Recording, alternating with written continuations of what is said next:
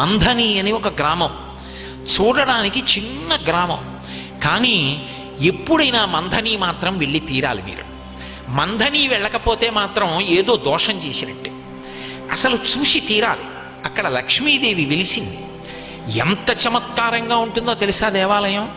మీరు దేవాలయం ప్రాంగణంలో వెనక తలుపు తీసుకుని ఒడ్డున నిలబడితే ఆ వెనక ఉన్నటువంటి సరోవరం కనుచూపు మేర ఉంటుంది చెరువు. ఎంతంత తామరలు వికసిస్తాయంటే ఇంతంత తామర పూలు వికసిస్తాయి. అవే తీసుకొచ్చి అక్కడ లక్ష్మీదేవికి పూజ చేస్తారు. ఇంకా చమత్కారం ఏమిటంటే అక్కడ ఒక దక్షిణామూర్తి దేవాలయం ఉంది. దక్షిణానికి తిరిగి ఉంటుంది శివలింగం. దక్షిణానికి తిరిగి ఉన్నటువంటి శివలింగం దగ్గరికి ఇప్పటికీ కూడా బ్రహ్మాండమైనటువంటి నాగుపాం తిరుగుతూనే ఉంటుంది. అందరికీ దర్శనమిస్తుంటుంది. మంథని పరమాద్భుతం. గోదావరి ఒడ్డున కోరి కోరి వెలిసి